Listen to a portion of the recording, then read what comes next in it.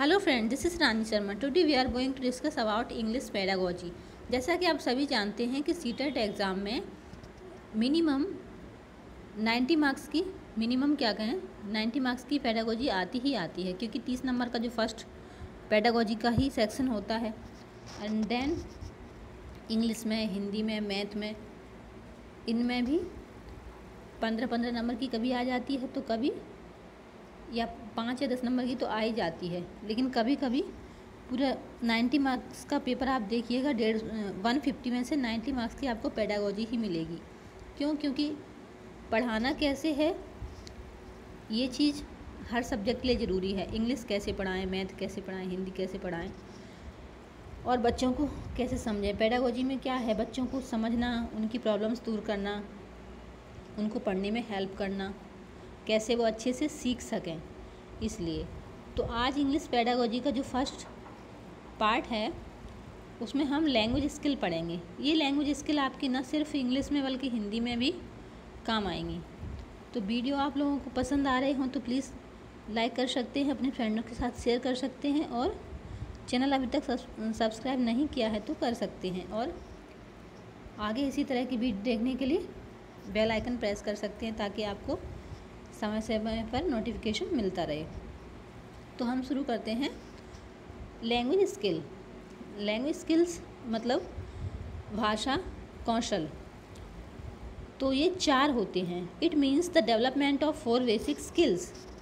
इसका मतलब है 4 बेसिक स्किल यानी कौशल का डेवलपमेंट। तो फर्स्ट है listening, semantic aspect of a language. Listening में क्या है, सेमेंटिक मतलब अर्थ ग्रहण के एस्पेक्ट से ये लैंग्वेज का लिसनिंग होती है। इसमें अर्थ ग्रहण करते हैं हम। सबसे पहले हम सुनना ही शुरू करते हैं। सेकंड है स्पीकिंग, सुनते हैं फिर बोलते हैं। तो ये phonetic aspect of a language है, मतलब इसमें बोलते हैं तो फोनेटिक होता है। शब्द जब हम बोलते हैं तो उनको फोनेटिक कहते हैं। रीडिंग, रीडिंग में क्या है, फोनेटिक कम ग्राफिक एस्पेक्ट। इसमें फोनेटिक भी है, रीड कर रहे हैं, और ग्राफिक इसलिए है क्योंकि पढ़ा हुआ रीड कर रहे हैं, लिखा हुआ रीड कर रहे हैं, लिखे को ग्राफिक बोलते हैं। फिर writing, graphic aspect of a language. तो राइटिंग में ग्राफिक है। ग्राफ मतलब किसी भी चीज़ को लिखना, तो उसको ग्राफ बोलते हैं, ग्राफिक। ओके, और अच्छे से समझ लेते हैं।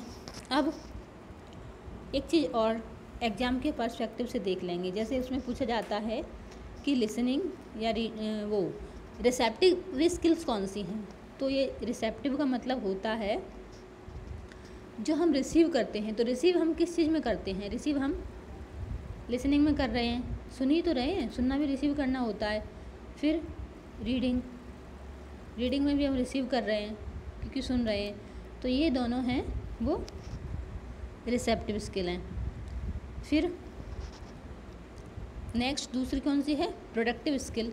तो प्रोडक्टिव स्किल कौन सी हैं, प्रोडक्टिव मतलब जिसमें उत्पाद हो, जिसमें हम कुछ अपना खुद का प्रोड्यूस करें, that is called productive skill. तो ये है स्पीकिंग, क्योंकि स्पीकिंग में हम बोलते हैं और हम जो बोलते हैं उसमें अब हमारे विचार शामिल रहते हैं। तो ये जो हैं स्पीकिंग और राइटिंग, ये कौन सी हैं, प्रोडक्टिव स्किल हैं। और प्रोडक्टिव स्किल के साथ साथ ये एक्टिव स्किल भी हैं। क्यों? क्योंकि इनमें हम एक्टिव रहते हैं, और लिसनिंग में हम एक्टिव नहीं रहते क्योंकि हम तो सिर्फ सुन रहे होते हैं। एक्टिव तो जो बोल रहा है वो होगा ना। ऐसे ही रीडिंग में भी हम पैसिव स्किल ही में, रीडिंग भी पैसिव स्किल में ही आती है। फिर दूसरी बात ये है कि स्पीकिंग से हमारी फ्लुएंसी अच्छी होती है। हम जितनी ज़्यादा स्पीकिंग करेंगे तो हम फ्लुएंट बनेंगे, किसमें, स्पीकिंग में। और राइटिंग की प्रैक्टिस हम ज़्यादा करेंगे तो एक्यूरेसी बढ़ेगी हमारी, क्योंकि हमारी स्पेलिंग ठीक होंगी और हमारी एक्यूरेसी बढ़ेगी। नेक्स्ट है language has 4 basic skills, these are LSRW in a sequence. ये बच्चों के लिए है कि हमें बच्चों से क्या करवाना है, बच्चे क्या करते हैं नेचुरल वे में, इसलिए हमें इसको समझना है। तो लैंग्वेज क्या है, लैंग्वेज की बेसिक 4 स्किल हैं। जो एक सीक्वेंस में ही रहती हैं। ऐसा नहीं कि हम पहले राइटिंग सीख जाएं या पहले रीडिंग सीख जाएं। सबसे पहले हम लिसनिंग ही करेंगे। सबसे पहले हम सुनेंगे किसी को, और सुनेंगे फिर बोलेंगे, बोलने के बाद फिर लिखेंगे, फिर पढ़ेंगे, फिर लिखेंगे।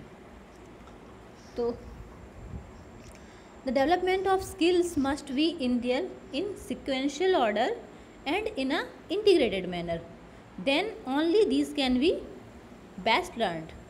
तो इंटीग्रेटेड मैनर में ये चारों स्किल्स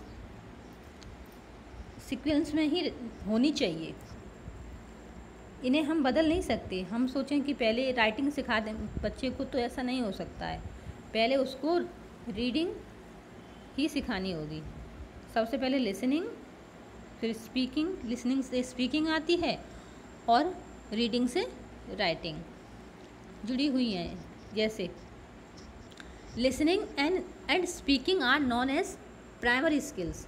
तो जो लिसनिंग और स्पीकिंग ये प्राइमरी स्किल्स कहलाती हैं। प्राइमरी मतलब प्राथमिक, पहली।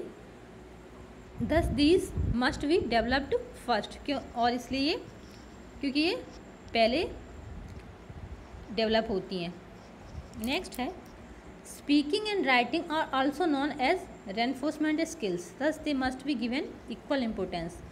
स्पीकिंग और राइटिंग रेनफोर्समेंट स्किल हैं, लेकिन इनको इक्वल इम्पोर्टेंस दी जानी चाहिए, क्योंकि ये भी उतनी ही ज़रूरी हैं जितनी लिसनिंग और स्पीकिंग है। तो थोड़ा डिटेल में पढ़ लेते हैं। सबसे पहले हम लिसनिंग को समझेंगे, फिर इसकी जो सब स्किल हैं उनको भी समझेंगे।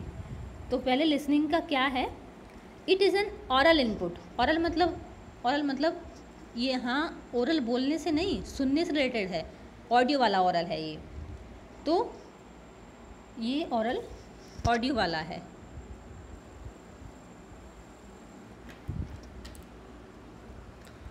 It involves a sender, a message and a receiver. इसमें क्या होता है?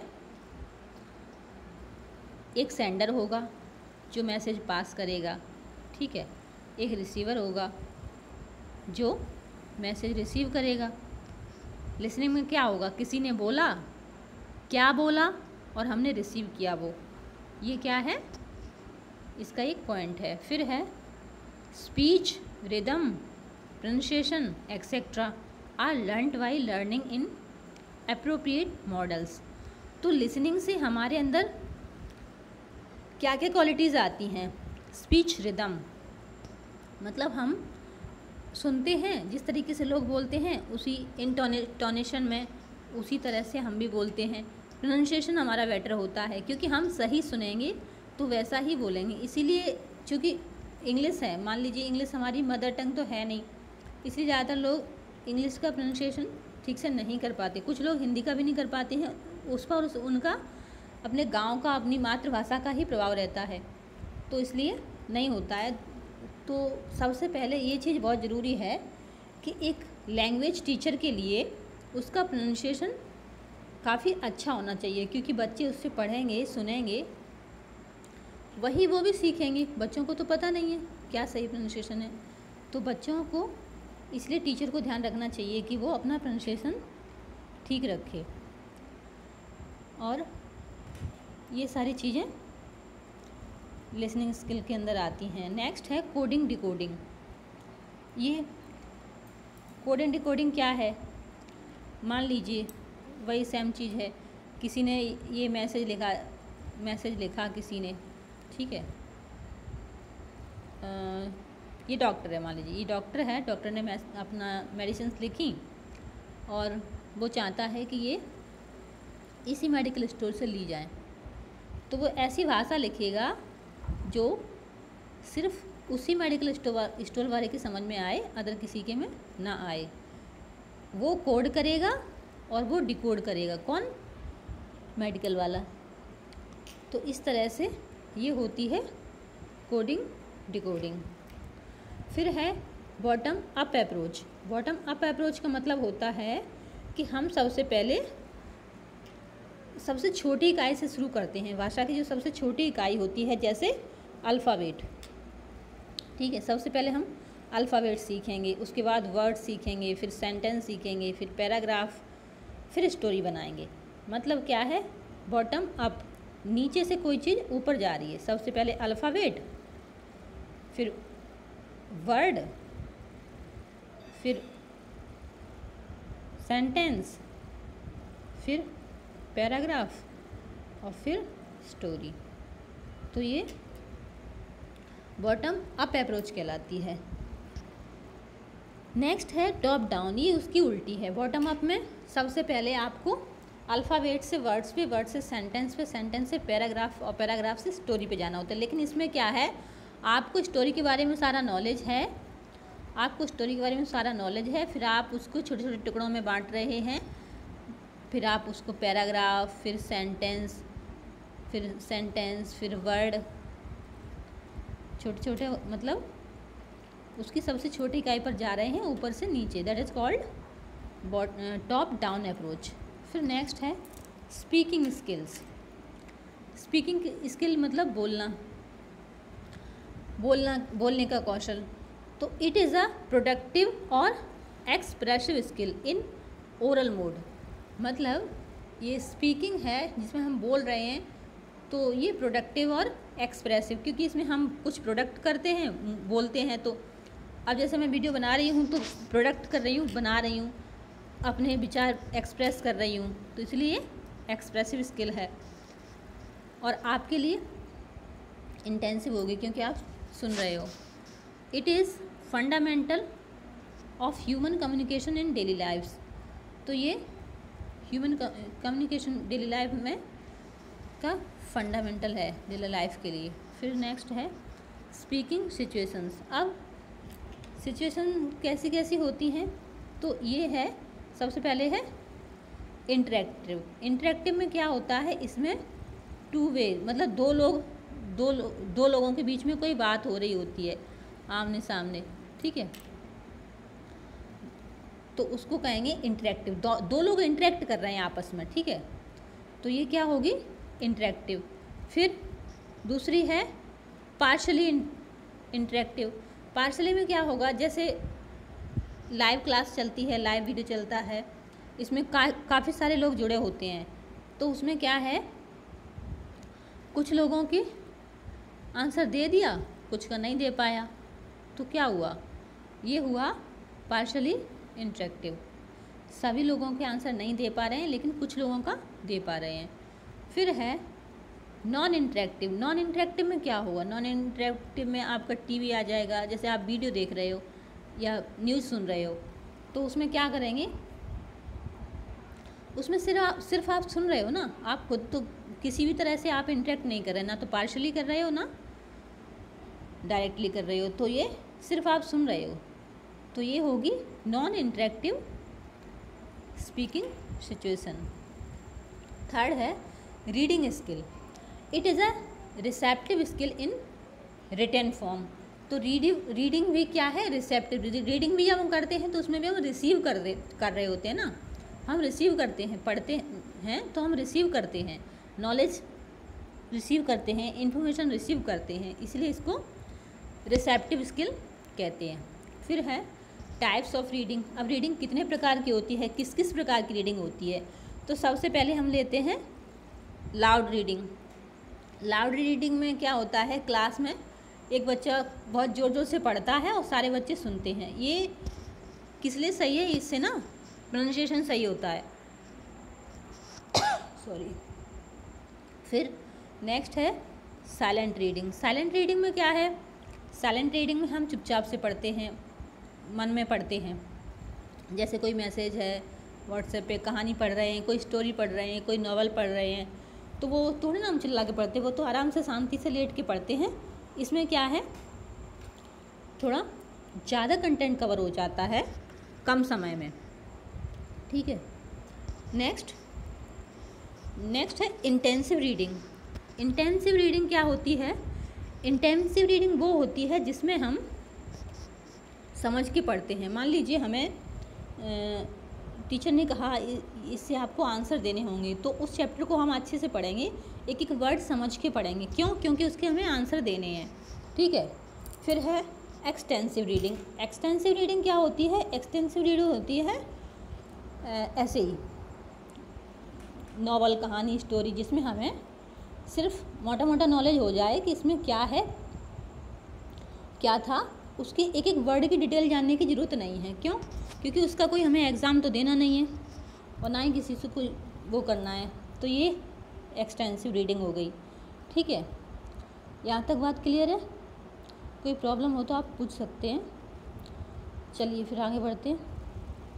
अब आगे इंटेंसिव रीडिंग, इसको थोड़ा डिटेल में और पढ़ लेते हैं।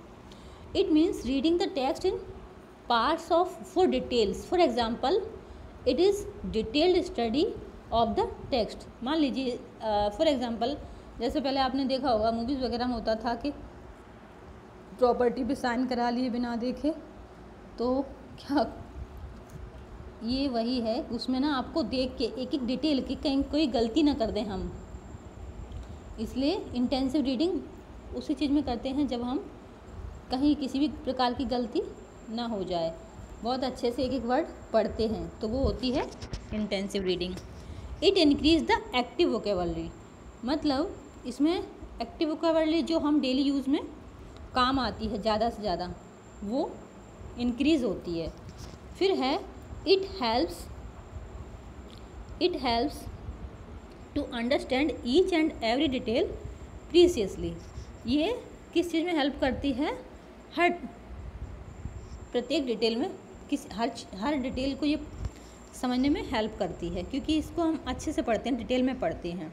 ठीक है, ये रिलेटेड है किससे? स्कैनिंग से। It is related to scanning, मतलब स्कैनिंग का मतलब होता है एक एक वर्ड। हम स्कैनिंग से समझते होंगे कि हम स्कैन करते हैं मोबाइल में, लैपटॉप में, जब ज़रूरत पड़ती है कभी, तो उसमें स्कैनिंग करते हैं, इसलिए ये स्कैनिंग से रिलेटेड है। नेक्स्ट है एक्सटेंसिव रीडिंग। तो एक्सटेंसिव रीडिंग में क्या है? It means non detail study of the text. इसमें क्या है? वही नॉवल है, कहानी है, कुछ ऐसे ही हम प्लेजर के लिए पढ़ रहे हैं, जस्ट इंटरेस्ट के लिए पढ़ रहे हैं, तो वो क्या है? इसमें किसी ज़्यादा डिटेल स्टडी की ज़रूरत नहीं होती है। It focuses on main points, सिर्फ उसके मेन पॉइंट समझ लिए। जैसे मैंने एक कहानी पढ़ी, the wings of fire, doctor APJ Abdul Kalam की, तो मुझे पता है उसमें क्या क्या मेन पॉइंट थे। बाकी चीज़ें इतनी ज़्यादा डिटेल नहीं है कि उसके क्वेश्चन आंसर देने की ज़रूरत तो है नहीं, बस उसको मैं सुना सकती हूँ समरी टाइप में कि मैंने क्या क्या पढ़ा, उसमें क्या क्या था। ठीक है, मेन पॉइंट उसके कवर हो जाते हैं। फिर है इट इंक्रीजेज पैसिव वोकेबलरी। अब उसमें मान लीजिए कोई स्टोरी पढ़ते हैं हम, तो उसमें काफ़ी सारे नए वर्ड आते हैं, जो वर्ड हम डेली लाइफ में हमारी बिल्कुल यूज़ नहीं होते हैं, लेकिन हम अर्थ समझते हैं, उससे मीनिंग समझ में आती है, और फिर मतलब इससे पैसिव वोकेबलरी आपकी बढ़ती है। It develops interest and pleasure.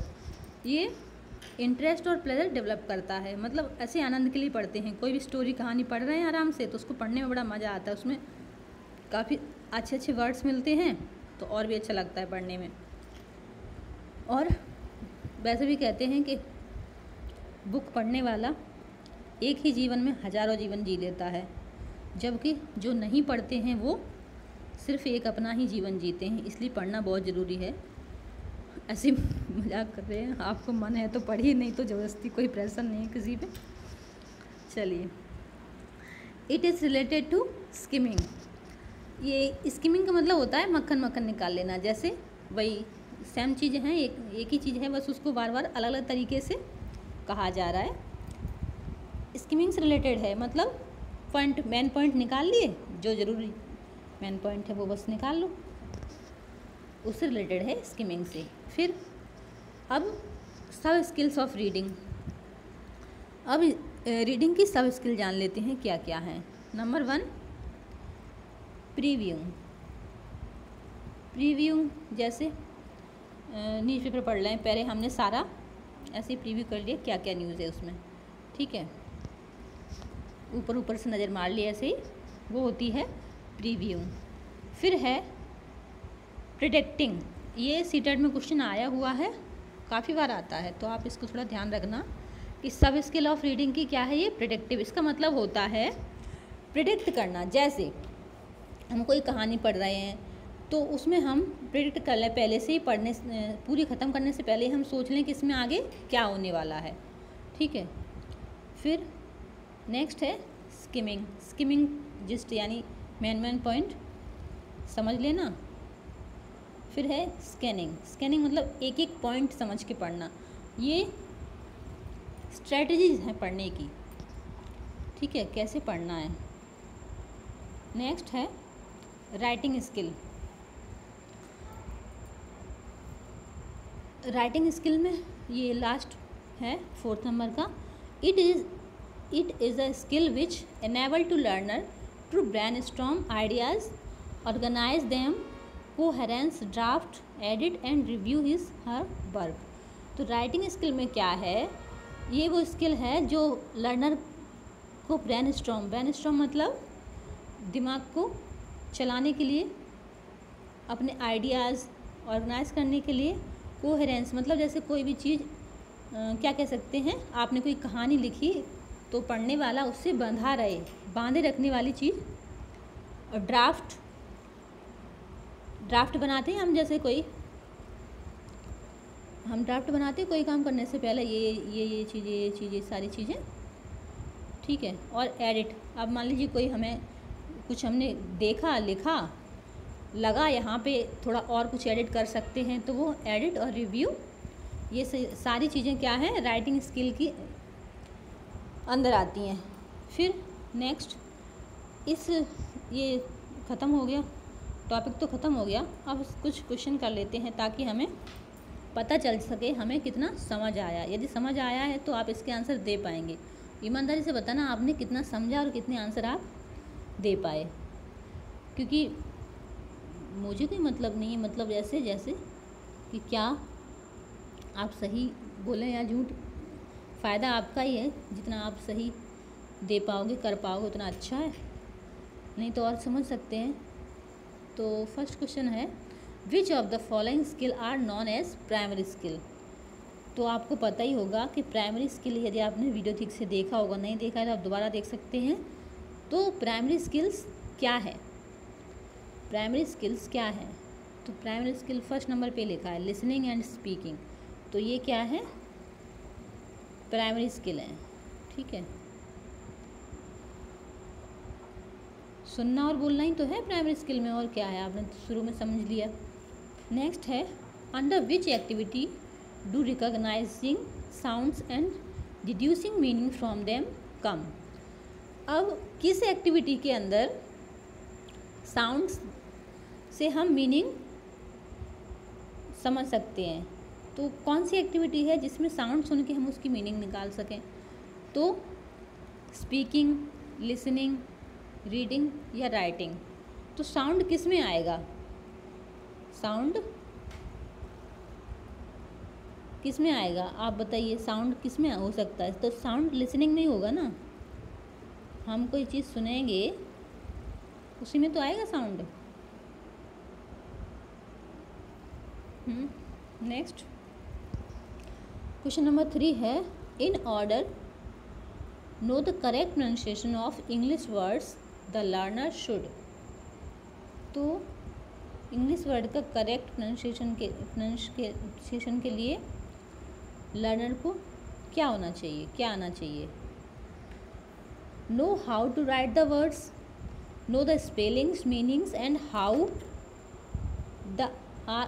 They are pronounced, know the meanings only या नो द स्पेलिंग्स। तो इसका जो राइट आंसर होगा आप पहले सोच लीजिए, फिर मेरे अनुसार है बी। ठीक है, और देख लीजिए, आप समझ लीजिए। फोर्थ है a primary teacher should introduce reading through. एक प्राइमरी टीचर को रीडिंग कैसे इंट्रोड्यूस करानी चाहिए, किसके थ्रू इंट्रोड्यूस करानी चाहिए। Stories, picture books, alphabet books only या फोनिक टीचिंग। तो सीटेट में एक विशेषता है कि जब भी आप ना ओनली इस तरह के वर्ड देखें, नेगेटिव वर्ड, आपको अगर आंसर नहीं भी आ रहा है ना, तो आप नेगेटिव वर्ड्स देख के समझ जाना कि ये हो नहीं सकता। सीटेट में कभी भी नेगेटिव वर्ड्स को नहीं मानते हैं। तो ये नेक्स्ट, तो इसका जो आंसर होगा वो होगा पिक्चर बुक्स। पिक्चर बुक्स होगा इसका आंसर, ठीक है। प्राइमरी टीचर को रीडिंग किसके थ्रू इंट्रोड्यूस करानी चाहिए? पिक्चर बुक्स के थ्रू, क्योंकि बच्चे पिक्चर देखते हैं तो वो बेहतर समझ सकते हैं। नेक्स्ट क्वेश्चन है, listening comprehension is a hearing skills. Listening comprehension कौन सी स्किल है? लिसनिंग किस, तो लिसनिंग जो है वो अभी हमने समझा। लिसनिंग में हम क्या करते हैं? रिसीव करते हैं ना, इन्फॉर्मेशन रिसीव करते हैं। तो ये क्या है? दिस इज़ रिसेप्टिव स्किल, ठीक है। चलिए नेक्स्ट है, at a class second sharing stories, family experiences and interest, employing gestures when appropriate is a सब स्किल ऑफ, किस फंक्शन की है? सब स्किल है। Sharing stories, family experiences, interest और एम्प्लॉइंग जेस्टर्स मतलब हाव भाव, शरीर के हाव भाव के द्वारा स्टोरी शेयर करना। तो ये जो आएंगे वो स्पीकिंग के अंदर आएंगे अकॉर्डिंग टू मी। और आयोग ने ये जो आंसर माने हैं वो यही माने हैं। आप चाहें तो प्रीवियस ईयर के क्वेश्चन देख सकते हैं, प्रैक्टिस कर सकते हैं। मैं सोच रही हूँ कुछ प्रीवियस ईयर के क्वेश्चन पेपर की प्रैक्टिस ही करा दूँ, क्योंकि एग्ज़ाम का पता नहीं है कब फिर से आ जाए। तो नेक्स्ट क्वेश्चन है, prediction in term of reading refers to. तो प्रेडिक्शन रीडिंग के किस टर्म में होता है? Previewing, using prior knowledge of the subject and ideas in the text and clue to the meaning of unknown words, या using knowledge of subject matter for guessing the content and vocabulary और paraphrasing। तो prediction जो होता है, अभी बताया मैंने prediction में क्या होता है। हम ये इसका जो राइट आंसर होगा वो होगा बी। कैसे होगा? using prior knowledge of the subject and ideas in the text and clues to the meaning of unknown words, मतलब हम पहले से अनुमान लगा लें अपने प्रायर नॉलेज के आधार पे। जैसे हमने कोई कहानी पहले कभी पढ़ी है, अब हम दोबारा से पढ़ रहे हैं, या फिर कभी कभी ऐसे भी अनुमान लगा कर भी कि इसके आगे क्या हो सकता है, क्या आएगा, तो वो क्या कहलाता है? वो प्रेडिक्शन कहलाता है, ठीक है। क्वेश्चन नंबर 8 है, लर्निंग टू रीड मीन्स। तो लर्निंग मतलब सीखना। तो सीखने के लिए हम जब रीडिंग करते हैं तो वो क्या, किस तरह की रीडिंग होती है? Reading aloud, decoding letters of alphabet into sounds, या decoding the structure of a language, या डिकोडिंग द मीनिंग। तो जब हम सीखने के लिए रीडिंग करते हैं तो उसमें हम डिकोडिंग द मीनिंग को डिकोडिंग करते हैं, ठीक है। आगे क्वेश्चन नंबर 9 है, intensive reading is aimed at helping the learners read a text for. Intensive reading का क्या एम होता है? ये किस चीज़ में लर्नर की हेल्प करते हैं? तो जो इंटेंसिव होती है, अभी थोड़ी देर पहले समझा हमने, आपको याद होगा, आप बताइए आंसर, नहीं तो फिर according to me for information, ठीक है। इंटेंसिव में क्या है? हम इन्फॉर्मेशन ही तो लेते हैं हर चीज़ की, detailed information. It is included in intensive reading. Next है, scanning and skimming are strategies for. अभी थोड़ी देर पहले सुना था, समझा था कि स्कैनिंग और स्किमिंग क्या है? ये स्ट्रेटजीज़ हैं। किस चीज़ की स्ट्रेटजीज़ हैं? किस में आती है स्कैनिंग और स्किमिंग? तो याद होगा आपको, ये आती हैं रीडिंग में। क्योंकि हम जब पढ़ते हैं तब वर्ड्स को स्कैन करते हैं, पढ़ते हैं तभी हम स्किमिंग करते हैं कि उसका एक ऊपर ऊपर से नॉलेज हो जाए, बाकी डिटेल में पढ़ने की ज़रूरत नहीं है, तो वो स्किमिंग होती है। नेक्स्ट है scribbling. Scribbling is a stage of, तो स्क्रिबलिंग आप क्या किस चीज़ की स्टेज है? तो स्क्रिबलिंग क्या होता है, जब छोटे बच्चा होता है वो कुछ भी ऐसे ही कीलम काटी जो उसका मन मर्जी आई, कुछ भी कैसे भी कहीं से भी लिख दिया उसने, तो वो होती है स्क्रिबलिंग।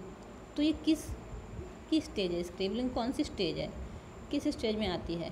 तो ये स्क्रिबलिंग मतलब लिखना, सिंपल सी बात है, ये राइटिंग की स्टेज है।